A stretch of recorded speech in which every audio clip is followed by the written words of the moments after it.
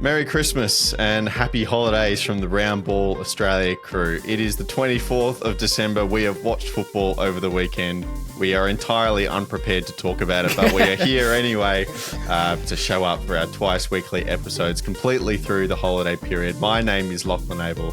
I'm joined by Jacob Stevens. Jacob, it's been a day already. It's been a great weekend of football, to be fair. I'm excited to talk about it, but I guess, you know, we're showing up. That's the main thing, right? Yeah, that's right. I mean, not making excuses like some other podcasts about, taking time with our families and, no, a bunch of rubbish. We're dedicated to this, that's why we're still here. Exactly. Christian Montegan, I'm assuming we've all just, stepped away from the Christmas gatherings into our private rooms just to talk football. We're going to record back-to-back episodes, so there's not going to be no A-League lineups, A-League team news, like none of that. We can't see into the future. It's just going to have to be sort of premeditated and go from there, but no, looking forward to it. We could always just take a punt, have a few guesses, and then, if the teams that could come be out differently. our own little predictions game. Yeah. Could be. What are the teams going to be like? All right, well, We're just going to go game by game tonight. We're going to pick them in the order that we think they're most interesting. Obviously, the big game going into the round is the Melbourne Derby, but we're actually going to start on Friday night in Adelaide because, Jacob, the top line for this, Adelaide United, they are actually good. For 80 minutes of a game, they are. That was another performance like the Mariners one where they were just completely dominant for most of the game. And it was another one where, outside of one player in particular, I don't think anybody put a foot wrong all game. It was a really cohesive unit. They played extremely well. Sydney it seems like the wheels are falling off a little bit, but Adelaide looked like they were just cutting straight through the Sydney press with absolute ease, which, when you're saying that Adelaide of all teams is doing that, they have historically really struggled against high pressing teams. And even they managed to just easily, it was Alagic often would be receiving that ball centrally and just turn between the two pressing players. And part of that, I think I've gone back and watched a little bit again. And I think it's because Sydney they're baiting that pass back to the keeper or laterally. And so the pressing players are never actually pressing the player in possession of the ball. They're pressing where the ball's going to end up going. And so Alagic, I'm not sure if it was a direct instruction from Via or if it was just something he noticed, but he knew that when he was being pressed, actually, if he had his back to the Sydney goal and he was facing Delianov, he knew that if he played that ball back, they were going to catch up to it. But if he just turned, they were going to run straight past him because they wouldn't be expecting it. And so he did it 3 or 4 times throughout the game where he received that ball and it looked like two attackers pressing him. It looked like he was going to turn it over and he just turns between them because they just run straight past him. So it was way too easy for Adelaide. And they completely dominated the game for the most part. Created really good chances. There were probably a couple of goals that they missed out on. Isias and Zach Clough had really good chances in the second half to put the game to bed. There were a couple of opportunities in the first half as well that weren't put in the back of the net. But then similarly, the same can be said for Sydney. I mean, Joe Lolly had the chance at the end of the first half through 1-on-1 and blazed it over the bar. He puts that in. It's 2-1 heading into half time. It's a different game entirely then, and Sydney could look to be on top and to go from there. But, he didn't convert, which is quite rare for him. And he actually had a very quiet game, I thought. And then, it just was a case of Adelaide trying to hold on and doing really well. And then bang, in a row, within a couple of minutes of each other, 2 goalkeeping errors. Sydney managed to draw the game and perhaps, I think, paper over the cracks a little bit of that performance, coming away with a point because, I think that outside of that final 10 minutes or so, I don't think Sydney played well enough to deserve it. But Adelaide, conversely, it's the 1 point perhaps doesn't reflect the fact that they were on top for most of the game and it was one player's mistakes that cost them the 3 points. So, they obviously still remain undefeated, and Colviet spoke about that after the match, and he was saying, look, that's still the positive we can take away from this, is that we are still undefeated. So even when we're backs completely up against the wall there, under pressure, and we've conceded these 2 goals through mistakes, we're still able to see the game out as a draw and keep our undefeated record. And, at the time, they didn't realise, obviously, that they would be the only team that still remains undefeated after the round. But that's something the players will keep taking confidence from. And the fact that week in, week out, their performance is improving as well. One of the big questions I had coming into the game was, Ben Falami or Austin Iubi, which one starts, and it was Falami came back into the starting lineup. Played and then really well. Played a fantastic game. So now Colviet has this really difficult decision moving forwards of who on earth do you go with? Because both times that you start these players, they put in fantastic performances. Austin Iubi started last week because of Falami's suspension. He got an assist. Falami comes in this game, plays an absolute blinder. And then Yaya Dakuli comes off the bench and also makes things happen as well. Created 3 or 4 chances in the 15 minutes he was on the pitch. So yeah, it's the one area on the pitch where there's a really big competition for the spot at the moment, which is obviously it's a nice problem to have. It also helps that each of the 3 players I think plays slightly differently, so it does give a bit of versatility there. But yeah, Adelaide United are looking fantastic this season. It would have been nice to see them get the win, because from there on I think the sky's the limit for the side. But a draw, they remain undefeated, they can keep that confidence level up, and we're seeing these consistent signs of improvement from the side, and I think that's going to be sort of warning signs for some of the top sides in the league, because yes, they keep playing sides in the bottom half, but they keep getting results, and we sort of viewed this Sydney game as perhaps their biggest test of the season, and for the most part, like I said, outside of the 2 mistakes, they passed with flying colours. Yeah, so they concede 1 goal, which is obviously a clear error from Delianov. The other one maybe is a little more 50-50. Either way, it sucks to concede. I think the point around the press is an interesting one, because as much as we thought this was going to be a game in transition, Adelaide just played through them pretty consistently, which, that was Sydney's big strength towards the back end of last season, Christian, was the press and able to turn the ball over in high areas, and they couldn't really do that in this case. I thought there was some interesting selection decisions from Ufuk going into Sydney as well. Hayden Matthews, is he being taught a little bit of a lesson starting on the bench? Aaron Gerd, who signed a contract extension midweek, which is interesting, comes into the starting spot here. I thought was entirely unconvincing throughout the course of this game. Obviously, you've got the goalkeeper situation is an interesting one as well. Devonish Mears, he's made a couple of errors as well, as we're seeing with a lot of young goalkeepers throughout the league, and we'll talk about one particular one later as well. But him instead of Andrew Redmayne as well, Ufuk definitely switching it up. He wasn't happy with the way things turned out last week. In terms of the comeback, I don't know. It doesn't feel like you can take a lot of positives out of it from a Sydney perspective, more than just negatives from Adelaide, right? Like Douglas Costa whipping a ball in, Kaczarski just misses it and goes in the net, right? Like, you're not going to run that play again because it worked last week. It's just kind of how things worked out. So, Sydney deserved to lose this game. They didn't, which they should be happy about, but still a lot of questions for them moving forward.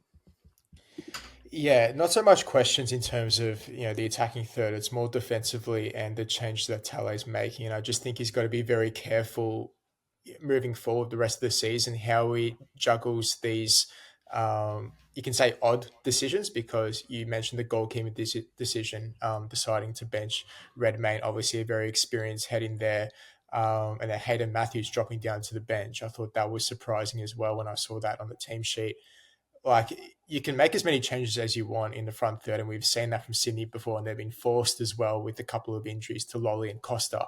But defensively in that back 4 unit, you cannot afford to keep switching around every time, because teams like Adelaide and, this competition's very even, right?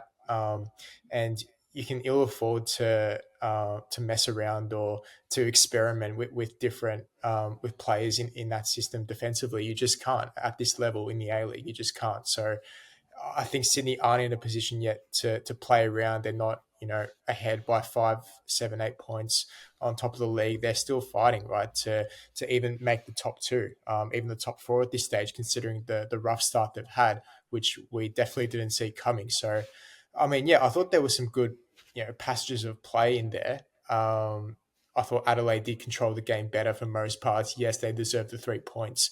It was just a couple of lapses in concentration, you can say, towards the end that obviously cost them, which is a shame, because at home, 3-1 up, 89th minute, you really need to seal the result. Colby will be absolutely furious. Yeah. Honestly. He was. Did you see him? He was so angry. Yeah.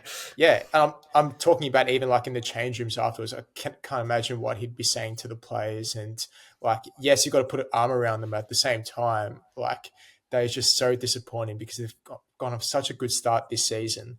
And that would have been a real not a nail in the coffin to Sydney, but a real wake up call to say, okay, well, we've really got to change. Now, from a Sydney point of view, they're thinking, saying, okay, well, we just came back from 89th minute, 3-1 down, pulled it back to get a point. Like, surely we're heading in the right direction. Whereas I'm not quite so sure. I still think there's a couple of questions, like you said, Lockie, that need to be answered. But whether Tele can sort that out or whether he can answer those with solutions, it remains to be seen. I think if there was any round to be the kind of image of anyone can beat anyone, it really was this round. Like if you look down the results, you're seeing Western go and blow Auckland out of the park at home, which we'll get to shortly. Obviously, then Perth getting their first win of the season away to Brisbane. The Melbourne Derby ended up tying, and then the Wanderers smashing Wellington. It's like as much as teams have good runs, Jacob, we've seen Adelaide do it, we've seen Sydney be patchy recently. And nothing is as predictable as it seems. And this game was a good example that, when it comes around in the last 10 minutes and suddenly it's a draw. Yeah, well, that's it. Like I think that's the thing with just football in general is that it can be individual moments that really make or break a game, and especially when it comes to the A-League, where having quality individual players can sometimes be the difference maker then in and of itself, and they're the ones that are able to create those moments. So yeah, it's a very difficult league to be so sure about, which is why I think our predictions each week are so amusing to go back and look at when we do get them right, because it's just such a difficult thing to say for sure what's going to happen week in, week out, because I mean, that's part of the reasoning behind the salary cap, right? Is to try and bring the competitiveness close together and bunch everybody up. And it does its job because, like you mentioned, Lockie, we're seeing these results where it's not quite the result that you would have expected, or that, but you can also still go, oh, I can see why that happened, right? Like you can see why Western beat Auckland, or you can see why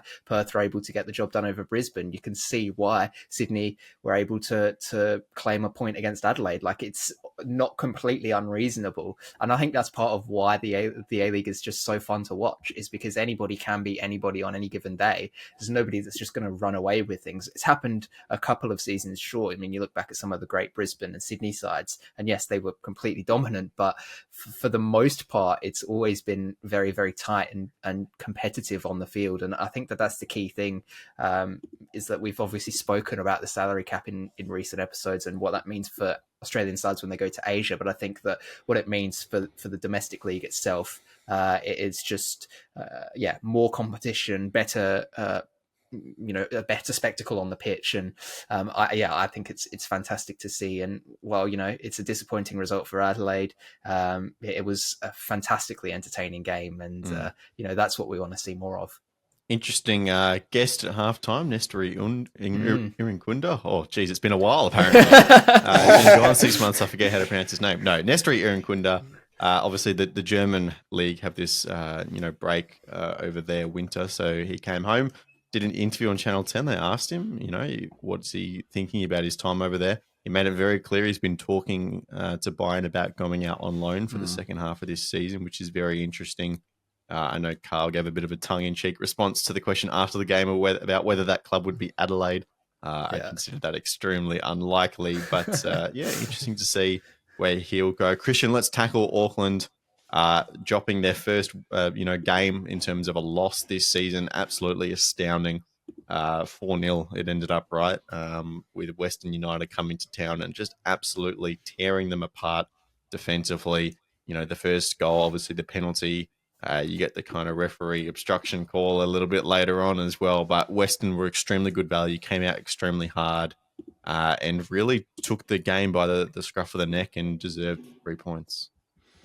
This is why you don't listen to my predictions, right? Because I said last week that this would be a terrible matchup for Western, considering defensively I thought Auckland, that would be so difficult to break down, yet Western just proved me completely wrong. I thought they were magnificent in this game going forward. They just caused Auckland so many problems. And, for Corica, he must be thinking, like, wow, to have such a great start to the season without shipping in a goal in 5-6 games, almost an A-League record or equaled it.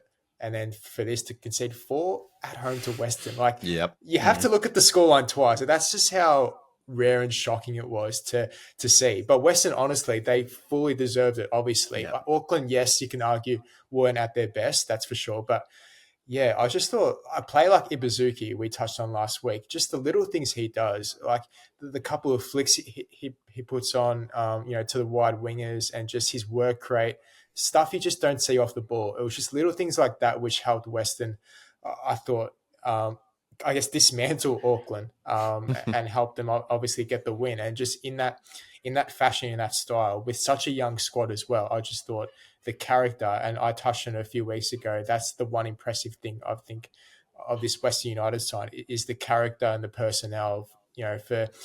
For players who are so inexperienced and still have to taste, what it's like to get knocked down a couple of times, to already be in this position where they're sitting fifth on the table, I believe. That's extraordinary. That's a really top achievement already after 7-8 games this season. So I think, yes, they did some great things, moved the ball really well. And it was just about that quick transition, wasn't it? We saw that last week against Sydney, where that caused the Sky Blues problems. But all of us said Sydney do have defensive issues at the moment. Perhaps this game against Auckland is going to show them up a bit, but no, it was completely the opposite. And yeah, Western United, like I said, fully deserved it. Comprehensive victory, Jacob, for Western United?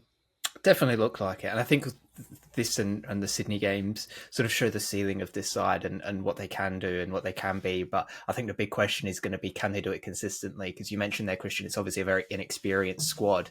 And that's always one of the big issues with younger sides is, you're going to have off games and you're not necessarily going to have the players around you to just sort of rally everybody together and keep things consistent. So it could be fluctuating, but we have seen what they can achieve. And I think that that's key, because for Western United, they're one of those clubs who in recent seasons, we haven't seen that. We've sort of been going, what are they trying to do here? What can they be? We're just not sure because they're playing so poorly. But at least now we're starting to see these glimpses of it, and they're putting some games together and doing things right and executing well. It's about, now finding that consistency. I do think they've got actually a couple of players who have really stepped up this season. Angus Thurgate is the first one that comes to mind in the centre of midfield. He's only, 24 years old, but he does not look it when he's playing on the pitch.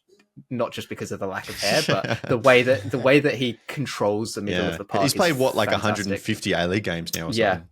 And that's the thing, right? Is it's like with teams starting to play younger players more and more, when they're still young, they're going to have so much experience. And he's one of those players who's been able to do that. And obviously there's the Japanese trio there at Western United as well, who have plenty of experience, and they all seem to have a really good link up there as well. So, they've certainly got things right. And, there is a part of me that's hoping that they can do this consistently this season, because the football that they play when they are on it is really exciting to watch. It's dynamic. You mentioned Ibuzuki's role. Yes, he's fantastic in helping create chances. He was on the end of a couple of chances, obviously got on the score sheet. He had a couple other chances as well to finish off inside the box that he just couldn't quite put in the back of the net. It seems like things are starting to come together there. And for all the discussion towards the back end of last season and over the off season about, is Aloisi the right person? It seems like yes, because he's got the team firing on all cylinders now. I think it's fantastic to see, because again, we just mentioned how competitive the league is, and Western United are a big part of that, because they're a side that a lot of people were predicting to finish probably at the bottom, or if not bottom 2-3 sides this season, and they're up there now in fifth. They've beaten Sydney, they've beaten the top of the league Auckland side, who not only haven't lost but barely conceded any goals this season. Drew away to Wellington, Phoenix. Drew away to Wellington, they're having a fantastic season. So if they can consistently perform like this, they're going to be a big threat for everybody. Yeah, building something very cool. Now, Auckland FC have been very good at all the off-field stuff this season, which is, you have to say, is part of why they've been so successful on it, because the fans have been there in the stadium. It's been a very good atmosphere. Now, I don't want to, maybe pick at them too much, because they have done very well. But if you're going to call something the largest inland beach in the country, I'm expecting something a little bit more impressive than a sandpit. You know what I mean? Like, I know they didn't say this on the release, but in my head, I just assumed there'd be water there as well. I thought the beach would be the pairing of At sand least and do water. like at the Grand Prix where they paint it blue, like in Miami. Like at least make it look like water. Like when you think largest inland beach, I don't think of a rectangle of sand. Like it was a great idea. I'm sure the kids had a great time building sandcastles and playing beach soccer, but I don't know, it just didn't scream beach to me. And I wonder, Christian, maybe if they were slightly lacking off the field with that activation this week, maybe they're slightly lacking on it as well. I think they're really clutching at straws if they want to come to that conclusion, aren't they? I think Aloisi said after the game that he was keen to go down the slide. That's how fun it looks. But no, I agree with you, Lockie. It's like you did it. I expected a bit better, but like again in the release, they didn't specifically say what. Like we just assumed it'd be a bit bigger, but it is what it is. Yeah, I saw. I don't know whether it was like Joe K or someone who was like, "I've largely overestimated what 100 tons of sand was." In your head. Okay, that third goal. All right, so the Auckland are building up. They're going forward. The referee Casey Rybout is unsighted. I think it's Jake Boomer. Right, they're just not looking at each other. They collide. Auckland lose possession. Western United go down the end, and Hiroshi Ibasuki scores his goal.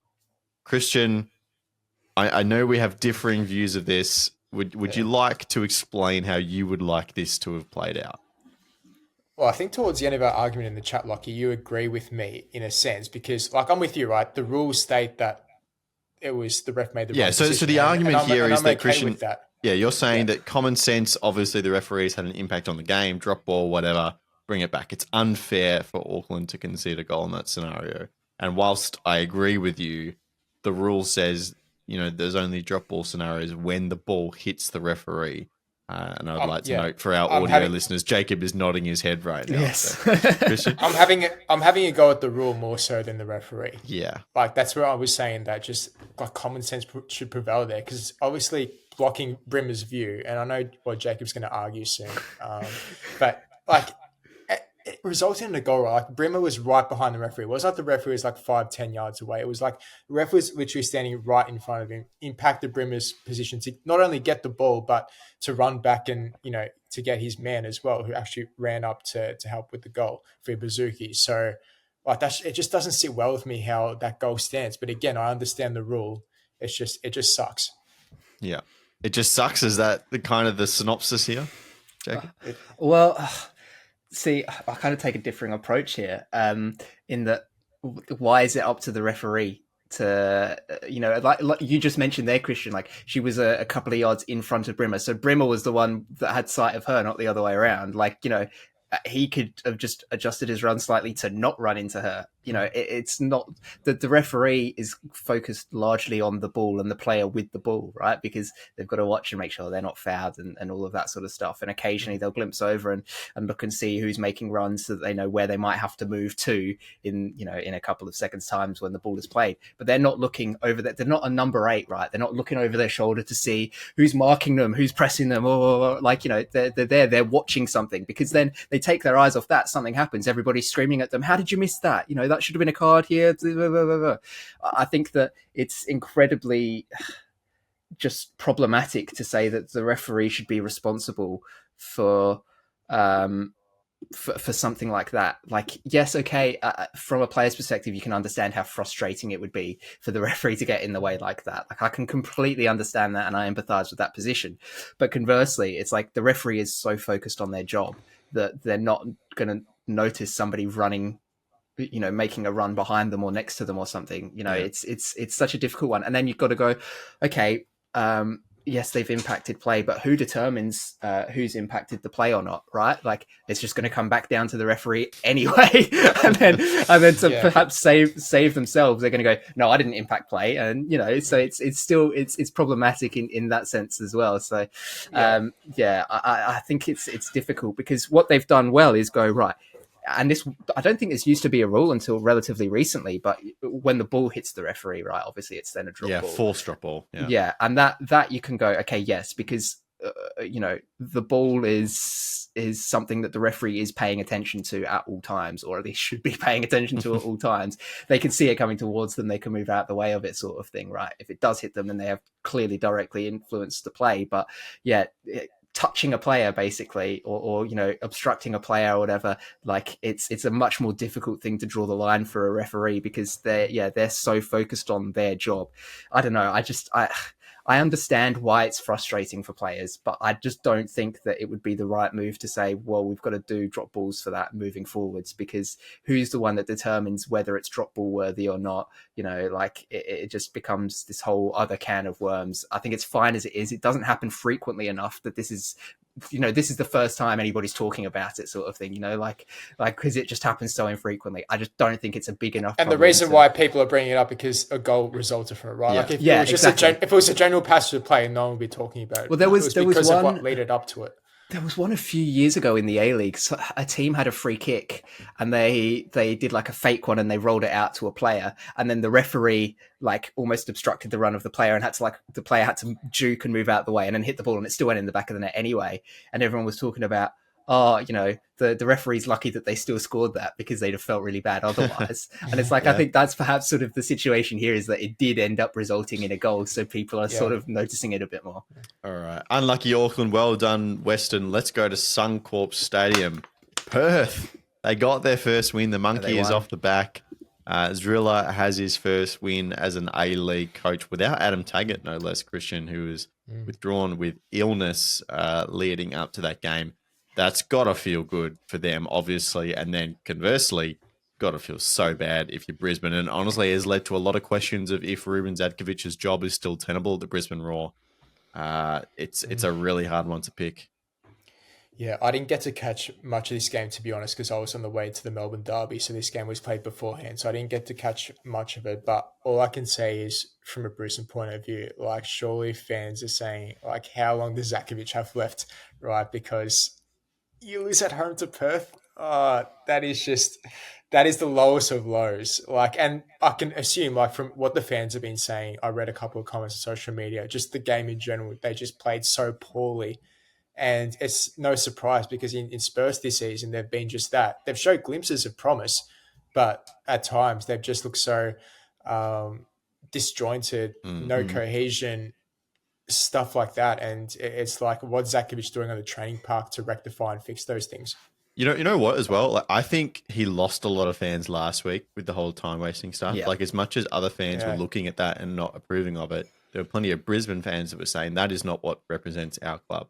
And I think to have that and then go into this, loss at home to Perth, then that just makes it extremely difficult to see a future with Ruben Zadkovic. And if you look at their fixture, maybe is it Wellington next week? I can't remember. But then after that, it's Central Coast and the Jets at home, right?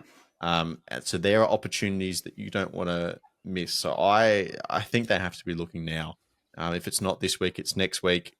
Explore your options, get Zadkovic out, and bring in someone who can then have a fresh run at it, Christian, with some easier games to kick off. I think it's not just that way you mentioned it. It's also his press conferences and the way he speaks that fans, it's rubbed them the wrong way. I remember when I was in the presser for the Victory game, when Victory, I think they beat Brisbane 2-0 at Amy. And after the game, Zadkovic came in and said, we dominated the game, very positive signs. Like, they had about 65% possession from memory, something like that. Yeah. And I'm thinking to myself, yes, you dominated, but you hardly did anything with the ball. Like, it's all good passing it around at the back, but what's the identity? What are you actually trying to achieve moving forward? Like, they created hardly anything.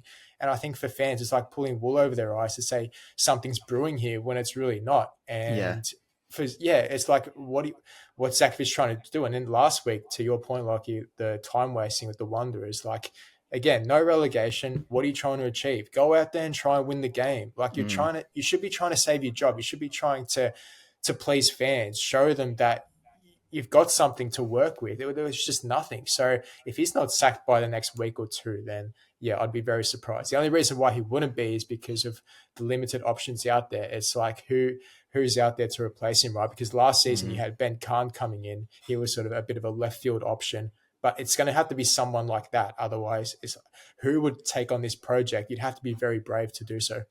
Yeah, or just desperate for an opportunity, I guess, Jacob.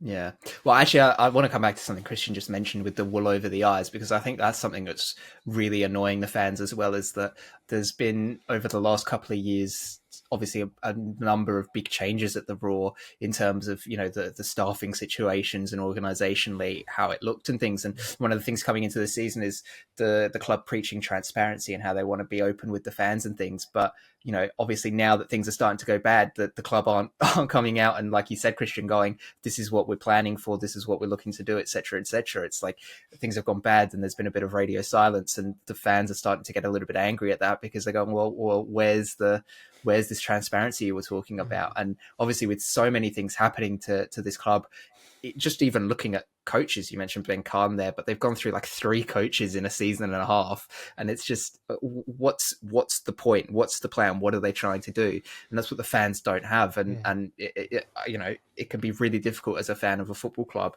to support a team if you don't know what are you trying to get out of this. And it does seem like again, questions are starting to be raised of the ownership group, and, you know, what are they contributing to this and things. And so I do really empathize with the fans there, because it's not a great situation for for them to be in and for the club to be in, both on and off the pitch. But then coming to the question of Zadkovic Lockie, in terms of what do you do with him, I think that at this point he's shown he's not getting results. Okay, yes, you can question the composition of the squad all you like, but you know, they're playing Perth. You know, like you've got to at least get a draw. You cannot lose to Perth, and they just did. Yeah. I think that's as much a nail in a coffin as you can get, to be honest. Like, we saw coaches last season sacked for less. So, like, you know, let's obviously then the big question is, what do they do next and who do they bring in? You know, there is a very famous Steven Gerrard penalty that flies over the bar with ease. And I just wonder if people understand the reference I'm making. If that's perhaps a lens to interpret some of the performances from the players out there. I don't know. Quite possibly. But yeah, it's interesting to see. Look, I think his job there is untenable. That's my opinion. And if I were Brisbane Raw, I'd move pretty quickly. And, you know, we talked last week about this Roy Morgan survey that said that Brisbane Raw are the second, you know, best supported in terms of quantity of people that consider themselves A-League fans. Which honestly just makes it even sadder to see how few people are attending games and where their club is at the moment. So hopefully they can get someone new in charge and things can turn around. We should talk about Perth, Christian, because it's a massive moment for their season as well. We've seen the Maids make some quite proactive moves. They've mutually terminated the contract of not just Louis Kanga last week, but Christian Caicedo this week as well. It is clear that they're just trying to remove you know, elements out of their playing squad that they no longer want to continue with. They're going to open up some room in January as well.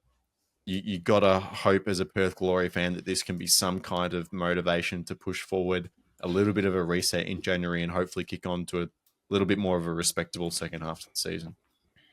Yeah, I guess Zulic now, what he'd want to see is a bit more stability going into the second half of the season. Hopefully use the transfer window to bring in a couple of bodies just to get a few more positive results, because, like, you see what he's trying to do, right? But you got to feel for him at the same time, because he suffered a few injuries. And he mentioned in the presser in the defeat against Victory, where he said, yes, we tried to really press hard in that first few games of the season, Australia Cup as well, they did it. But then the injuries came and he had to completely adapt and change his style and to a completely different approach, which must have been difficult for him to do, right? First time A-League coach, like, being forced to move away from what he wants to try and do to help better the team and for what he's got at his disposal. That must be very difficult for him, especially being a young coach as well. So you can feel for him in that sense. And we know the situation at Perth. They're in a very, very big rebuilding process. It's obviously going to take time. They've got the backing of the new ownership, though. It's going to take at least a couple of seasons before you can really start to say, has Zulic done enough?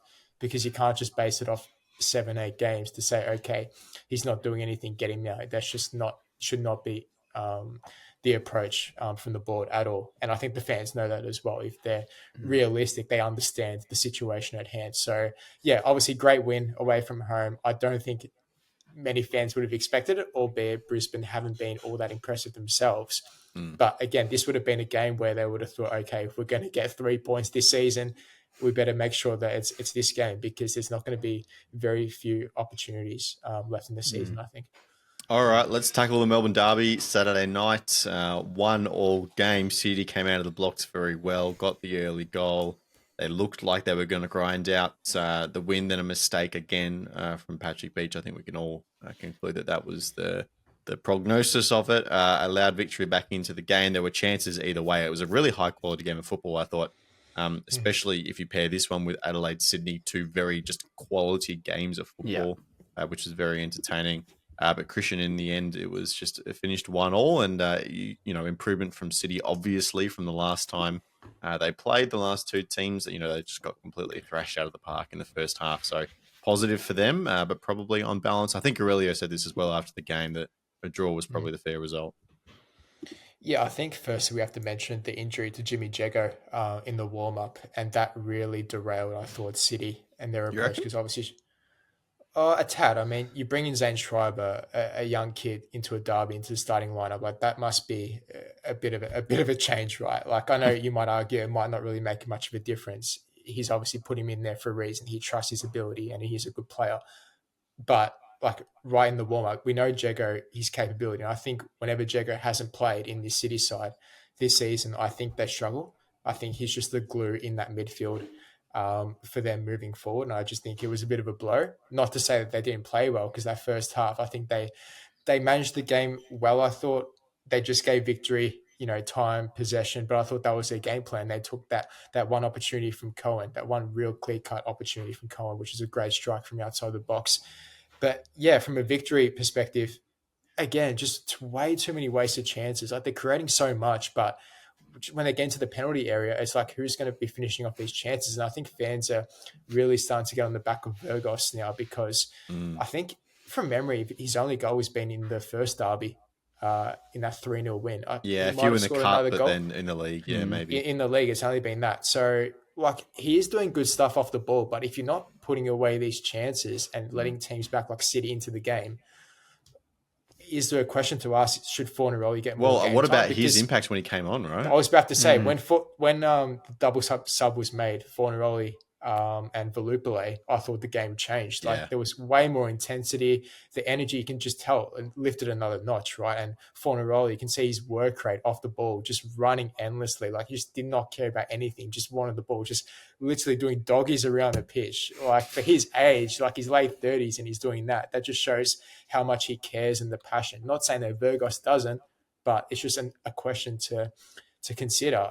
Does he deserve more minutes? And you saw last season, he scored 18 goals. Yes, I know he had that bit of a dip off towards the second half of the season after he came back from Asian Cup duty. But like, if things aren't working, if Burgos isn't scoring goals, what he's meant to do, import from Greece, like, hello, like, surely you have to look to something different. Why you keep doing the same thing? Just try and experiment a bit, So yeah, I thought all in all, probably a draw.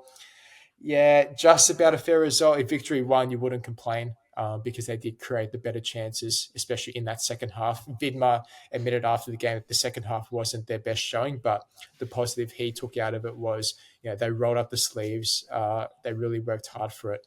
And that's what you sort of need in these types of games where things just aren't quite falling your way. He mentioned as well, 50-50s, they weren't at it.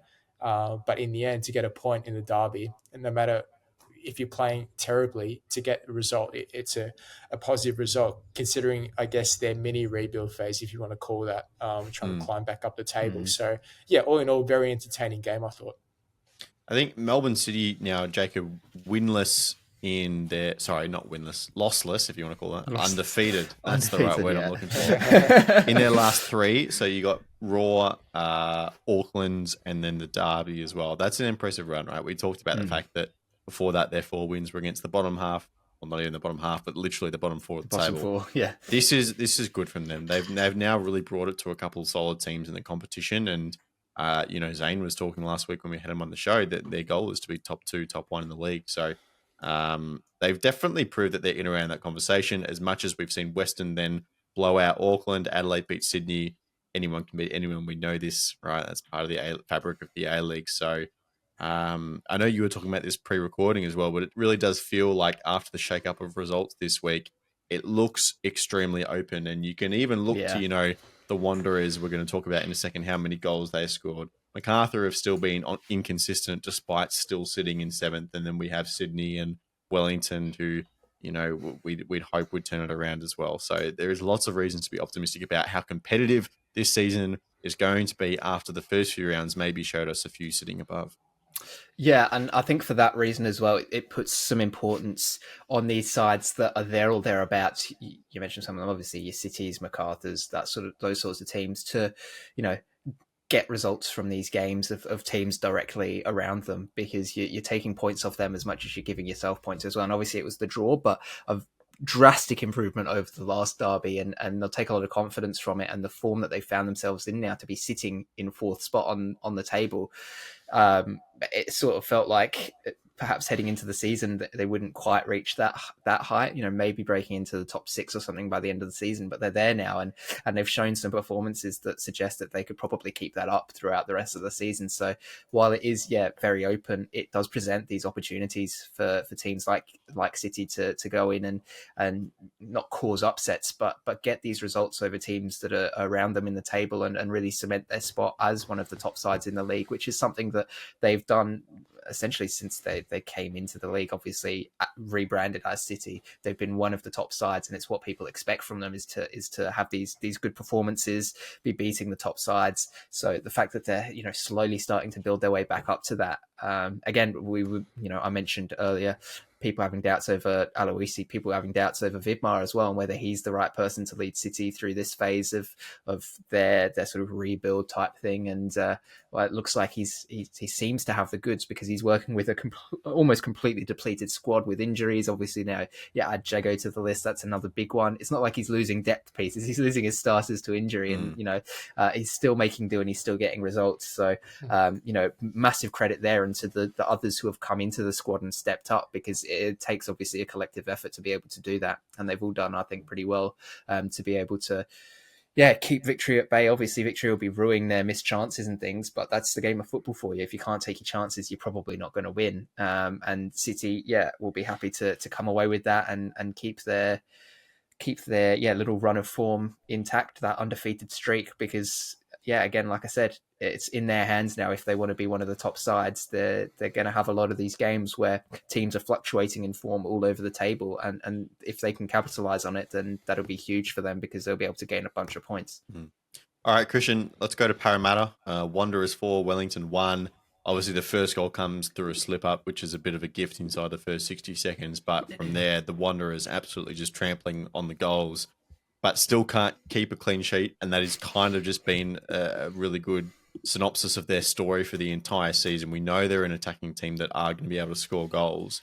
It's at the other end, which has been the trouble. I guess 1 is better than 4, which they've done already. But, they're still lacking the really tight defensive end that, is often a lot of people's markers for really good championship teams, right? If you're not going to be able to keep the goals out consistently, then it is very hard to put a consistent season together and see yourself at the top of the pile by the end of it. So from my perspective, and I said this online during the game, if the Wanderers were able to keep some clean sheets, and they have had some defensive injuries as well, then they're still in the championship picture. Like, their attack is that good. Like, you can almost put them down on paper for 2 goals every game they play. Like, they're putting out that kind of consistent effort, but they just have to be able to keep them out. Sounds like we're talking about Tottenham here, where they're scoring so many goals, just can't keep it out the other end. Yeah. Like, it's literally that conversation, right? I just think Wanderers haven't properly replaced Marcelo in the off-season. That's just been a massive loss for them. And for Stajic, he's probably trying to find all these solutions to shore up the defense, and it's just not working for them so far this season. But that's not to say it can't change, right? We saw Auckland ship 4 goals. Does that mean they're not a championship contender anymore? So not now. No, that's it. Write them off, right? So you're right, Lockie. The attacking quality is just so good. It's just a shame that on the defensive side, in transition especially, like a player like Brillante, I think gets caught out quite a bit in midfield in those transition periods. I just would love to see another body in midfield. I don't think Stajic will sort of switch his formation too much, but I don't know. That's one of the solutions, I think, to at least helping the back 4, or even, I don't know, play back 3, do something different, because they're just conceding way too many goals, or not waste many goals, but just not keeping enough clean sheets. And like you said, if you want to compete for titles, if you want to go deep in finals, then if that's not done properly, then you can sort of cross that off in terms of being able to win a championship. So I did see good signs in this game. Wellington have been a bit off the past few weeks, you could say, which is a bit of a surprise. I think, is that 3 losses in a row? 3 losses in a row. Yeah, That that's must the be the worst first form time line in in a the long time. league. Because last season they didn't even lose back-to-back games. So to lose 3 in a row, it's telling you something that it's taken them a bit of time to gel and adjust. But no, you can't take anything away from the Wanderers in this performance. I thought it was really solid all around. At home, you need to be getting these 3 points. So you can only go up from here, I guess. You know what's crazy? I'm just looking at the ladder right now. Of the top 7 teams, only one of them have lost a game in the last 3. Yeah. And that's Auckland sitting at the top of the table. That's a very crazy form line. Anyway, sorry, I got distracted there. Look, it's obviously difficult, right? Because Jonte Wilk out injured, Pantsopoulos as well injured during the week. So they're your 2 centre-backs just gone. So it makes things very difficult for them. Obviously, the shining light, Jacob, and I'm sure you were attracted to this guy watching him. Like, you just can't stop watching him. In the same way, Ethan Alagich, right, dictates the midfield for Adelaide. Dylan Shakuna for Wanderers just has been a really unsung hero of their season so far, right? And he was extremely dominant and got a really nice goal as well. Just one of those, the crossbar, the spin, is it on, is it over? Very satisfying to watch. Well deserved as well, because I think he's been a really underrated part of the Wanderers squad this season, somebody who's sort of flown under the radar a bit. And the build up to that goal was so perfectly A-League as well.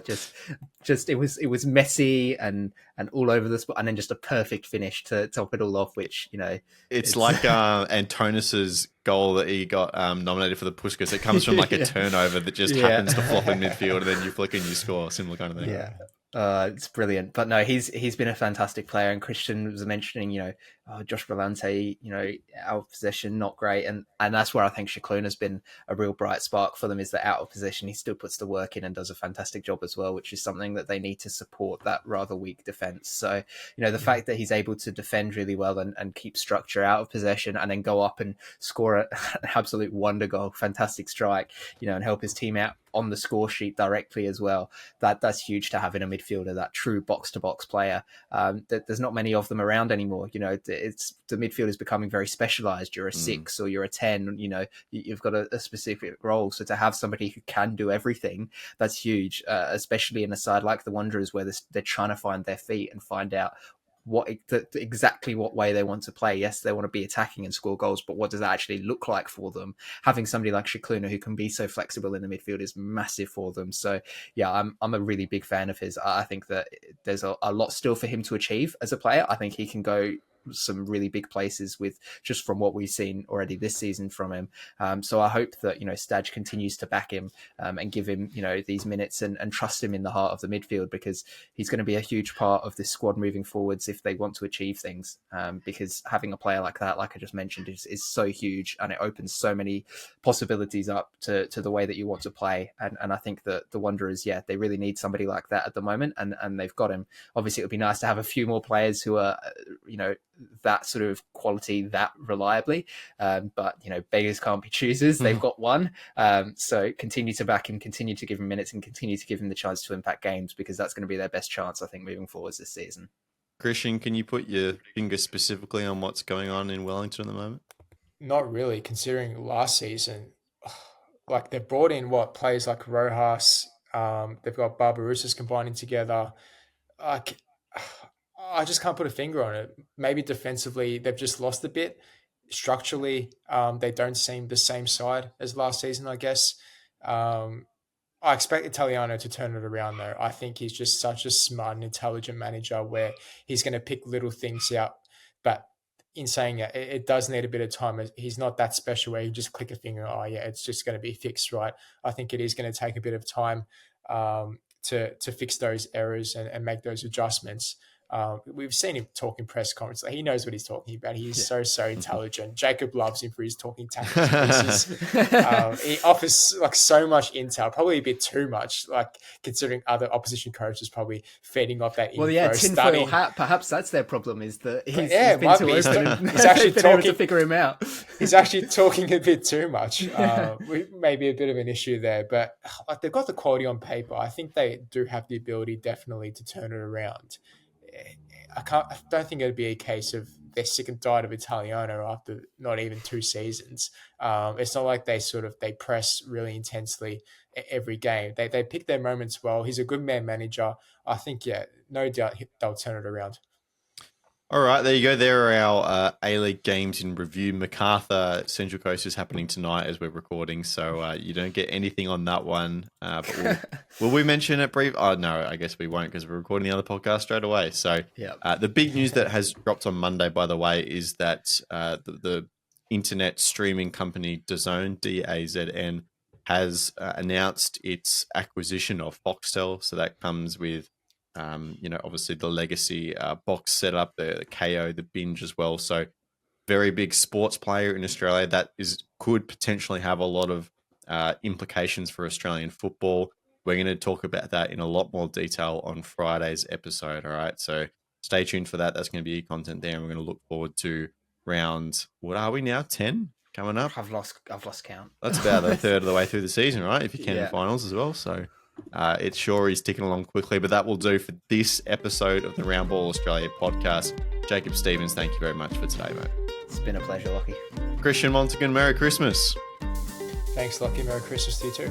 Merry Christmas to everyone listening at home. Happy holidays, whatever you celebrate. We're thankful for having you here.